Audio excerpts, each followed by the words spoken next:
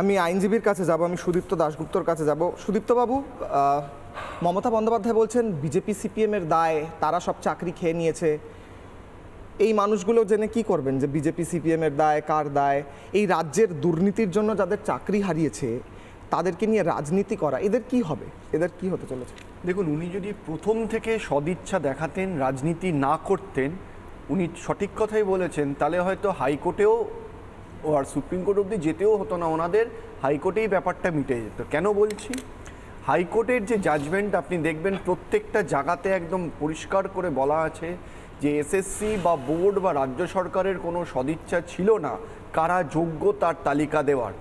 হাইকোর্টে প্রত্যেকটা জায়গায় বলে গেল, একটা বারের জন্য কিন্তু এসএসসি গিয়ে কোনো তালিকা দিল না। সুপ্রিম কোর্টে এই জাজমেন্টে সুপ্রিম কোর্ট বলে দিয়েছে যে কতবার এসএসসি এক একটা তালিকা দিয়েছে, পরবর্তীকালে আবার চেঞ্জ করে বলেছে এইটা না এইটা, কিন্তু সেই তালিকা শুধুমাত্র কারা অযোগ্য।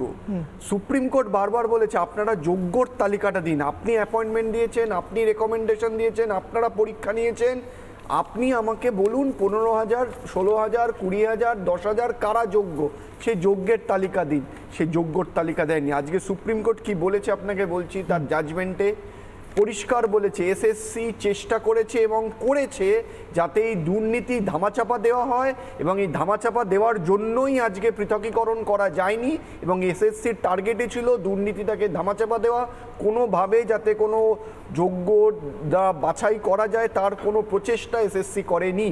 আজকে মমতা ব্যানার্জি বলছেন বিজেপি করেছে, সিপিএম করেছে, জাজমেন্ট তো দিয়েছে সুপ্রিম কোর্ট, তার মানে কি সুপ্রিম কোর্ট বলছে বিজেপি বা সিপিএম? এটা তো একদম face of the record contempt. আর প্রেস কনফারেন্সেও মিথ্যে কথা বলছেন। আমি বিশ্বাস করি উনি মনে হয় জাজমেন্টটা সঠিকভাবে পড়েননি, বা ওনাকে যে বলেছে জাজমেন্টের ব্যাখ্যা করেননি।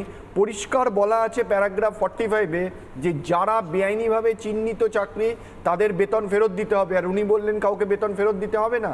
মানে এখন অ্যাটলিস্ট আপনাকে আমার দয়া করে অনুরোধ, এখন আর রাজনীতি করবেন না, সঠিক তথ্য দিন, বিভ্রান্ত করবেন না, এবং দ্রুত এই জাজমেন্ট মানুন, মেনে ব্যবস্থা নিন। আর এখনও সময় আছে, পারলে যোগ্যর তালিকাটা দিন, আর খেলা করবেন না।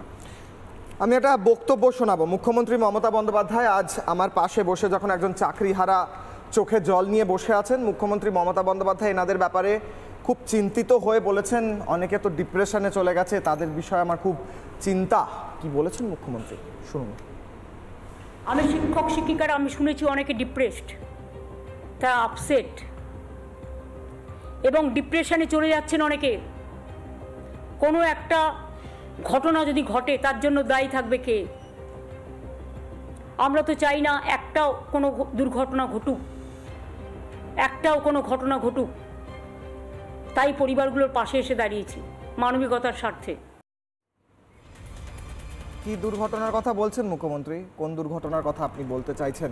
আপনি ডিপ্রেশনের কথা বলছেন, অবসাদের কথা বলছেন। প্রত্যেকের কাছে যাওয়ার আগে আমি জিজ্ঞেস করব যে আজ সবচেয়ে বেশি অবসাদগ্রস্ত আপনার কারণে, আপনার প্রশাসনের কারণে, ব্রাত্য বসু যিনি লুকিয়ে আছেন, যার মুখ দেখা যাচ্ছে না, তার কারণে আপনি অবসাদগ্রস্ত মুখ্যমন্ত্রী, খুব চিন্তিত হয়ে পড়েছেন। উনি বলছেন কিছু অঘটন হয়ে গেলে ইত্যাদি। আমার লজ্জা লাগছে এগুলো শুনতে। এর কি প্রতিক্রিয়া দেবেন? উনি তো খুব চিন্তিত আপনাদের জন্য। শুনুন, এই প্রসঙ্গে বলে রাখি তাহলে, আমি একজন মানুষ সে খেটে পড়াশোনা করে চাকরি পেয়েছে, তারপর সে সংসার প্রতিপালনের জন্য তার যা যা করণীয় সেগুলো করার জন্য সে লোন নিয়েছে বা ঋণ নিয়েছে যেখান থেকে হোক, তারপর সে তার মনে হয় যে তা আবার 6 বছর চাকরি করার পর তাকে ওই জায়গায় তাকে পরীক্ষা দিতে হবে, পরীক্ষা দিয়ে তাকে আবার তার যোগ্যতার মানদণ্ড পেরিয়ে আসতে হবে।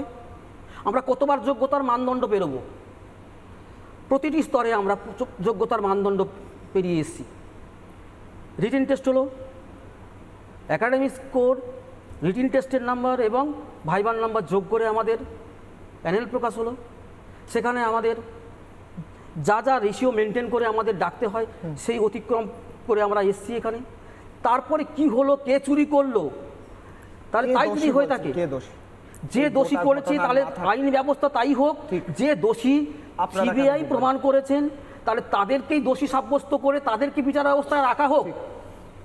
আমি এটা সমগ্র বিচার ব্যবস্থার উপর আমি এখানে বলছি, হাত জোড় করে বলছি, সকল বিচারপতিকেও বলছি, এখানে বিচারপতিদের আমি সম্মান জানিয়ে বলছি, যারা এখানে সিবিআই দ্বারা চিহ্নিত হয়েছে, আইডেন্টিফাইড হয়েছে, তাহলে তাদেরকে কেন আমাদের সঙ্গে গুলি দেওয়া আমি হলো? এটা নিয়ে আইনজীবীর কাছে যাবো। আমার প্রশ্ন হচ্ছে কাজী মাসুম আক্তার, আমার প্রশ্ন হচ্ছে মুখ্যমন্ত্রী মমতা বন্দ্যোপাধ্যায় অত্যন্ত চিন্তিত, এনারা ডিপ্রেসড বলে। মুখ্যমন্ত্রী মমতা বন্দ্যোপাধ্যায় বলছেন বিজেপি সিপিএম করেছে, বিজেপি সিপিএম এর কারণে সবার চাকরি গেছে। বিজেপি সিপিএম তখন ক্ষমতায় ছিল, বিজেপি সিপিএম এর তখন প্রশাসন ছিল। পার্থ চ্যাটার্জি বিজেপি করে নাকি কুন্তল ঘোষ সিপিএম করে? কিভাবে দায় ঝাড়ার চেষ্টা করছেন মুখ্যমন্ত্রী? দেখুন, আমি বিস্মিত হয়ে যাচ্ছি।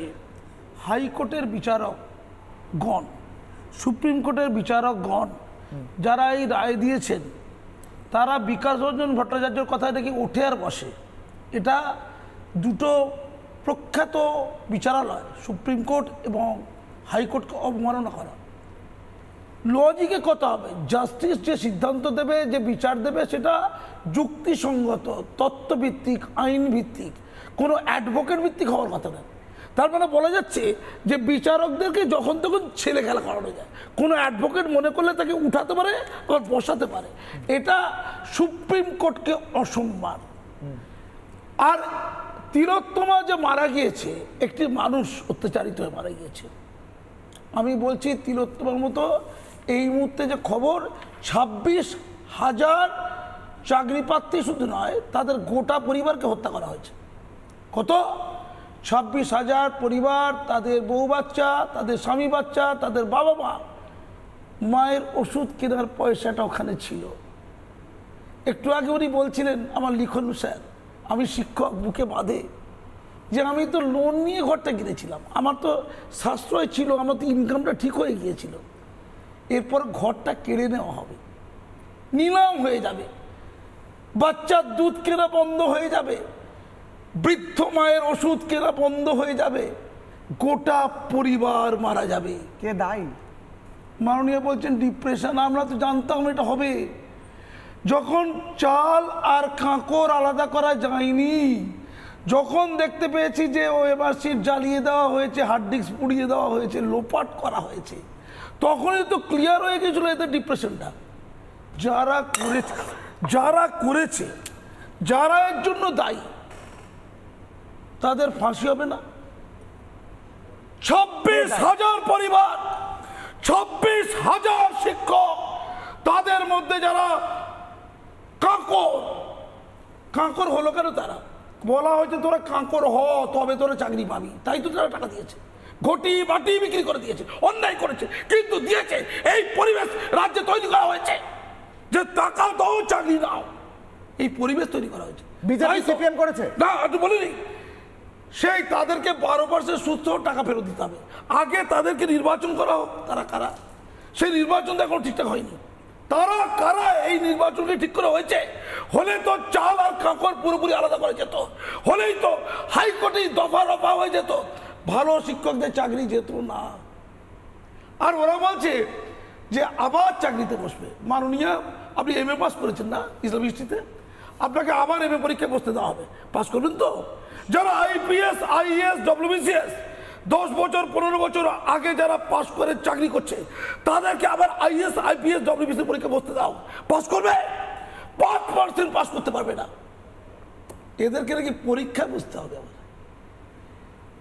আমি অবাক হয়ে যাচ্ছি, যারা পাপ করলো তারা মানব হত্যার জন্য দায়ী, একটা পরিবারকে হত্যা করার জন্য দায়ী, তাদের জামিন অযোগ্য দ্বারা যাবজ্জীবন হবে, তাদের কি ফাঁসি হবে? মাননীয়, তাদেরকে নির্বাচন করুন, করে তাদেরকে একটা ব্যারিকেডের মধ্যে আনুন, নিয়ে তাদেরকে পুলিশের হাতে তুলে দিন, হাজতে তুলে দিন। নানা ধরনের কন্টেন্ট দেখার জন্য লাইক করুন, শেয়ার করুন আমাদের ফেসবুক পেজ, সাবস্ক্রাইব করুন আমাদের ইউটিউব চ্যানেল। পাশাপাশি অন্যান্য ব্রেকিং নিউজের জন্য অবশ্যই চোখ রাখুন রিপাবলিক বাংলায়।